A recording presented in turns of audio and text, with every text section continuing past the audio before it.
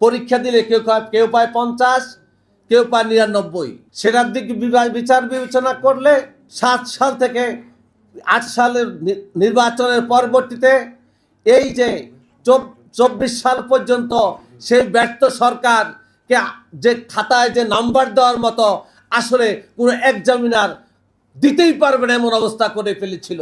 তার হাত থেকে আমরা 24-এর গণ আন্দোলনে সাধারণ মানুষকে নিয়ে ছাত্ররা এই একটা পরিবর্তন অবস্থার জন্যই আজকে আমরা কাজ করেছি, কিন্তু সেটাও আজকে আমরা হাতছাড়া হতে বসেছে। 90 অভ্যুত্থান হয়েছে, সেটাও খেয়ে ফেলছে কারা? যারা 90 অভ্যুত্থান করেছিল তার ফসলে দেশে সাধারণ মানুষ পায়নি। পাঞ্জাবের জগতে একটি বিশ্বস্ত নাম শাবাব এথনিক ওয়্যার।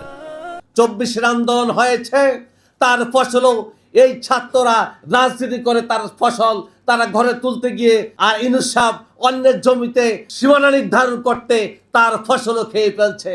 এখন এদেশের সাধারণ মানুষ কার কাছে যাবে সেই বিশ্বস্তহীনতায় পড়েছে। কিন্তু অহিংস গণঅভ্যুত্থান এবং রাষ্ট্র সংস্কার ইনশাল্লাহ আপনাদেরকে সেই দিক নির্দেশনা আগামীতে দিবে, কিভাবে দেশের রাজনীতি চলা দরকার, কিভাবে এদেশের সাধারণ মানুষের ভাগ্য উন্নয়ন করা যায়, সেইভাবেই তাদের দিক নির্দেশনায় ইনশাল্লাহ আগামী রাজনীতির সৌন্দর্য ফিরে আসবে।